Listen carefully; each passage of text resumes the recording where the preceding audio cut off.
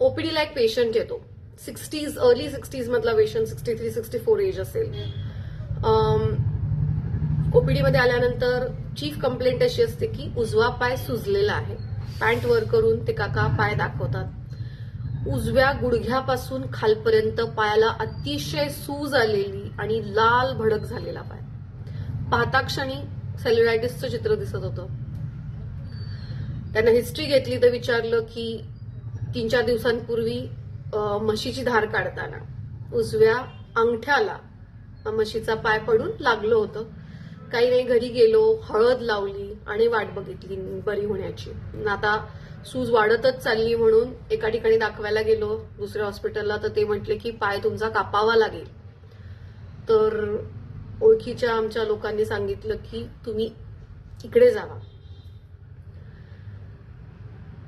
पुढच्या गोष्टी म्हणजे डॉक्टर मंदार सावजी सरांनी त्यांची डिब्राइडमेंट केली आणि त्यांचा पाय वाचवला आणि त्याबद्दल ते मंदार सरांना ऋणी आहेत. पण फक्त अंगठ्याला झालेली जखम आणि ती टाळल्यामुळे ती गुडघ्यापर्यंत जखम होणे, त्याच्यानंतर एव्हरी ऑल्टरनेट डे ड्रेसिंग, तो पेन सहन करणे ड्रेसिंगच्या वेळेला, आणि आलंच ना त्याच्यानंतर काय, म्हशीची धार नाही, त्यांना म्हैस सुद्धा विकावी लागली, कारण खर्च झेपणं गरजेचं आहे. एव्हरी ऑल्टरनेट डे ड्रेसिंग करणं, हे करणं ते करणं.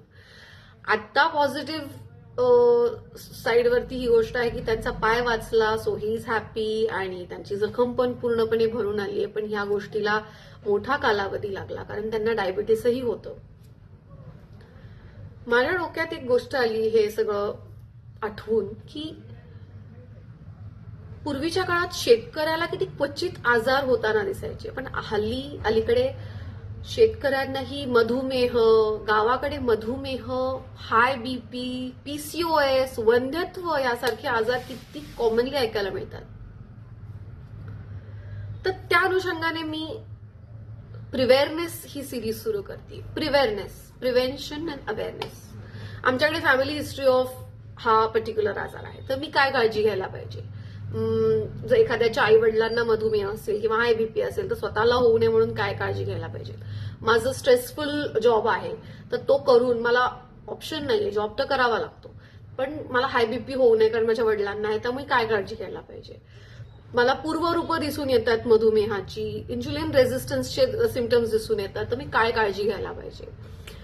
या सगळ्या गोष्टींची उत्तरं तुम्हाला मिळणं गरजेचं आहे. सोशल मीडियावरती बरीच माहिती आहे आणि फावट पसारा आहे. ऑनेस्टली कमर्शियलायझेशनच्या दृष्टीने, सेल्सच्या दृष्टीने तुमच्यापर्यंत माहिती पोहोचवली जाते, पण मला असं वाटतं की जेन्युइनली सगळ्या गोष्टी, लाईफस्टाईल डिसऑर्डर्स आटोक्यात कशा आणायच्या, या गोष्टी तुम्हाला सिम्प्लिफाय करून, ब्रेकडाऊन करून तुमच्यापर्यंत पोहोचवणं गरजेचं आहे.